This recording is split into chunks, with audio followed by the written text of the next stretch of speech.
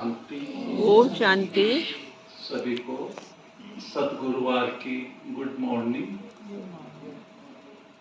आज जो बाबा ने कहा और अभी मधुबन भी जाना हुआ, 15-16 दिन रुकना हुआ, तो काफी लंबे समय का जो गीता सार कहें, अनुभव का सार कहें, सारी वाणियों का सार कहें, वो है रियलाइजेशन पावर। याद क्या है? रियलाइजेशन पावर जितनी हमारे पास अच्छी संभाल के रखी होगी, उतना ही हम अपना भला कर सकते हैं। तो एक बार जानकी दादी की बात याद आती है, क्योंकि वो पुरुषार्थ के इतने छोटे छोटे नुस्खे सुनाती है ना, तो कई चीजें याद रहती है, तो बहुत मदद करती है। तो जानकी दादी ने मम्मा से पूछा कि पुरुषार्थ को अच्छा बनाने के लिए क्या करना चाहिए। तो मम्मा ने कहा महसूसता की शक्ति। इसके ऊपर बाबा की मुरलियां भी आपने सुनी होगी कि ब्राह्मण जन्म मिलते ही बाबा सबसे पहले दिव्य बुद्धि, महसूसता की शक्ति या थर्ड आई, ये हमें मिलती है। अब ये थर्ड आई क्या है? थर्ड आई यानी बुद्धि, दिव्य बुद्धि कहें, विवेक कहें। इस दिव्य बुद्धि के द्वारा एक इंग्लिश में शब्द आता है रियलाइजेशन, महसूसता की शक्ति को रियलाइजेशन कहते हैं। तो जितना हम रियल चीज को रियलाइज करेंगे, उतना हम रियल डायमंड बनते हैं। कितनी अच्छी बात एक शब्द के अंदर गीता सार के रूप में मुद्दी हुई है, जो आज बाबा की मुरली चली, बाप, टीचर, सतगुरु, तीनों को इकट्ठा याद करो, है ना? तीनों एक है, तो सारी विशेषताएं आपके अंदर आ जाए। अब ये कैसे आएगी? तो एक को जितना हम महसूस करेंगे, जितना हम अनुभव करेंगे, उतना ऑटोमेटिक आत्मा अंदर से लाइट होती जाए। जैसे कोई गलती होती है ना, तो हम उसको महसूस करते हैं तो वो गलती खत्म हो जाती है। आत्मा के अंदर 63 जन्मों के जो पाप कर्म पड़े हुए हैं, वो कैसे खत्म हो? वो याद की अग्नि किसको कहते हैं? ज्वालामुखी याद क्या है? तो जितना हम स्वयं को देखते हैं, बाबा को देखते हैं, और इसके बीच में कोई तीसरा याद नहीं आना चाहिए। अब तीसरा भी याद आता है, उसका भी कारण आप जानते हैं, लगाव है ना, झुकाव है, कई बातें इसमें आती है। तो फिर जो हम वर्षा प्राप्त करना चाहते हैं, वो उतनी प्राप्ति नहीं हो पाती। आज भी बाबा ने एक मुरली के अंदर अंडरलाइन कराया था कि हम मुरली जब सुनते हैं तो बुद्धि कहाँ कहाँ चली जाती है। भले हम समझते हैं 1 घंटा मुरली यहाँ बैठ करके हम सुन रहे हैं, लेकिन सच्ची दिल से पूछो कि 1 घंटे में मेरी बुद्धि कहाँ कहाँ गई। तो जो वर्षा में मिलना चाहिए, वो वर्षा का अनुभव, प्रैक्टिकल में खुशी, हल्कापन, वो नहीं मिलता। चेहरे के ऊपर वो झलक और पलक नहीं आती। कारण क्या है कि ये बुद्धि सूक्ष्म रूप में कहाँ कहाँ हमको भटका देती।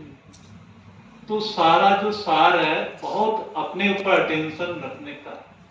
फलाना क्या करता है, क्या बोलता है, क्या चलता है, इससे कोई कनेक्शन नहीं है। हमने अभी तक दूसरों के ऊपर मेहनत की, ये समय गंवाया, अपने लिए कुछ नहीं की। और सारा जो प्राप्ति का आधार है वो क्या है? Self realisation to world transformation. Self transformation to world transformation भी कहते हैं। अब समय है बिल्कुल अपने को देखने का है, अपने को महसूस करने का।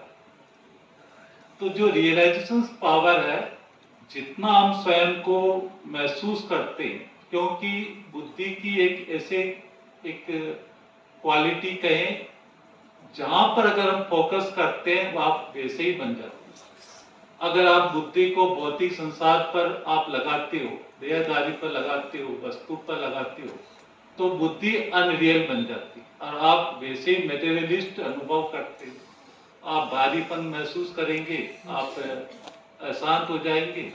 अब जो आत्मा की क्वालिटी है उसको अंदर में एक्टिवेट करने के लिए पूरा 100% स्वयं के ऊपर फोकस होना चाहिए। जितना हम स्वयं को देखते जाएंगे ना, तो बुद्धि स्वयं को रियलाइज करती जाएगी। रियलाइज करते करते इतनी हल्की हो जाएगी कि आप रियल डायमंड बन जाएंगे। और ये है याद करने की बिल्कुल सिंपल विधि। तो हमें क्या करना है कि मैं बुद्धि को किसको महसूस करता हूँ। एक है महसूस करना और एक है अनुभव करना। अनुभव यानी ये दोनों ही काम बुद्धि करती। अनुभव करने का काम बुद्धि को जब हम बाबा पर टिकाते हैं तो बाबा की क्वालिटी, बाबा की वो प्योरिटी, वो सब हमें बुद्धि से अनुभव होती है। और जब बुद्धि से हम अनुभव करते हैं कि मैं क्या हूँ, तो खुद ही महसूसता होती है, अरे बाबा क्या है और मैं क्या हूँ, तो वो अंतर महसूस होता है। और उसी को कहते हैं महसूस करना कि मेरे अंदर ये कमी है, मेरे अंदर ये अवगुण है, मेरे अंदर एक कांटा है जो नहीं होना चाहिए।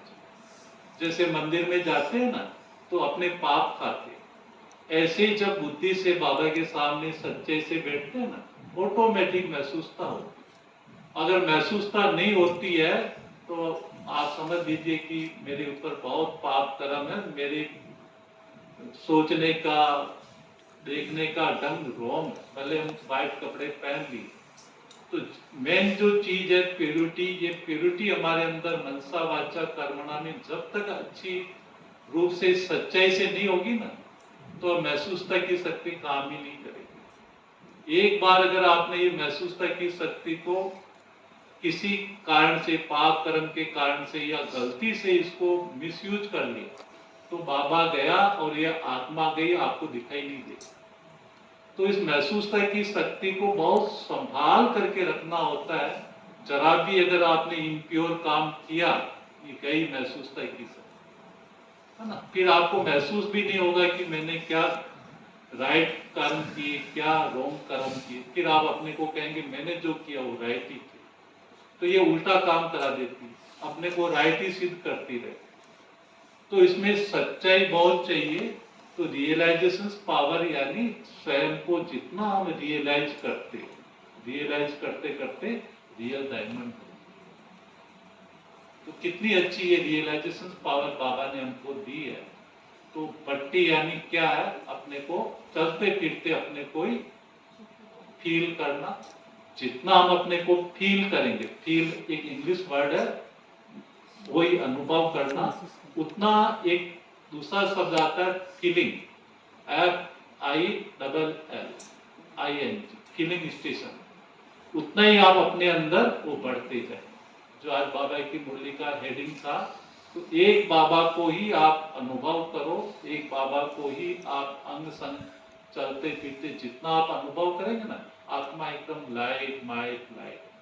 फिर आपको कोई मेहनत ही नहीं होती। मेहनत कब होती है, जब आपकी चेतना में, आपके दिल के अंदर कोई दूसरा है, तब मेहनत लगे। और जब आप एक बाबा दूसरा ने कोई, तो उसमें कोई मेहनत की बात ही नहीं।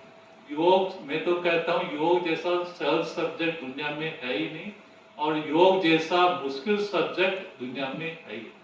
सरल इतना है कि क्या कहें, एक बच्चा भी याद कर सकता है, और मुश्किल इतना है कि पढ़े लिखे भी वो याद कर नहीं सकते। इतनी अटपटी चटपटी बातें। सारा खेल है बुद्धि को दिव्य बनाना। तो मैंने तो ये अनुभव किया, इतना अच्छी बाबा ने बुद्धि हमका वरदान दिया है, एक सालिम बुद्धि। हर ब्राह्मण आत्माओं को बाबा ने एक सालिम बुद्धि का वरदान, इसकी केयर करनी। केयर कब होती, जब हम औरों को नहीं देखे, स्वयं को देखे, मजा ही मजा। संगम युग की सारी लॉटरी, सारी प्राप्तियां होने लगी। तो सार रूप में गुरुवार का दिन था, तो मैंने कहा सार रूप में मैं अपना अनुभव आपको बताऊं। और बात रही कॉन्फ्रेंस की, तो बाबा कराता रहता है, धार्मिक विंग का कार्यक्रम चला, तो इसमें करीब 413 के करीब मेहमान आए थे। तो इसमें साधु संतों के रखते हैं हम लोग इसमें, तो साधु संत महामंडलेश्वर ट्रस्टी पुजारियों का रखा था इसमें, और केवल हिंदू लोगों का रखा। तो इसमें ये चातुर्मास होते हुए भी काफी 63 के करीब साधु संत आए, बाकी पुजारी ट्रस्टी तो बहुत थे। और उसमें इतने अच्छे बाबा के बच्चे समय के अनुसार इतने अच्छे अच्छे माइक तैयार होते जा रहे हैं। अभी कटनी के वो परमानंद जी है, बहुत सिंपल, कोई पद पोस्ट नहीं है, पद भी नहीं है, आचार्य, लेकिन बाबा के पक्के बच्चे हैं और रोज मुरली सुनते हैं और ज्ञान को इतनी स्पष्ट रीति से बेहिचक निर्भय होकर के, जैसे मान लो अपन कहते हैं गीता का भगवान श्री कृष्ण नहीं है तो लोग बहुत विरोध करते हैं, पर वो इस बात को इतनी सटीक रीति से वो प्रस्तुत करते हैं तो बड़े बड़े महामंडलेश्वर भी आंख उठा के देखने लगते हैं, ये क्या बोल रहे हैं, है ना। जो शास्त्र विरुद्ध बातें ये एक आचार्य बोल रहे हैं, लेकिन अंदर में सच है, वो इस रीति से वो स्पष्ट करते हैं, किसी को फील भी नहीं होता।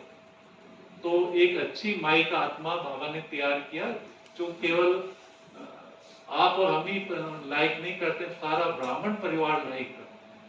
तो उनको ब्रिजमोहन भाई जी ने भी लाइक किया, ब्रिजमोहन भाई जी भी आए और गुड़गांव भी गए थे वो, तो अभी काफी जगह उनको निमंत्रण मिले। तो कैसे बाबा अपना काम देखो किसी को भी निमित्त बनाकर कराते रहते हैं। तो ऐसे 3-4 साधु संत ऐसे पक्के हो गए जो बिल्कुल बाबा की बातों को स्पष्ट रीति से बताते हैं। तो ऐसे सेवाओं का क्रम बढ़ता जा रहा है और आप सबकी दुआओं से ये सेवाएं का जिम्मेदारी मिलती है, जो लाइटली हम लोग निर्वहन करते रहते हैं। ये कार्यक्रम होने के पश्चात आपके पास आ गए, अभी रक्षाबंधन है ना, तो हम आपके साथ ही रहेंगे। ओम शांति।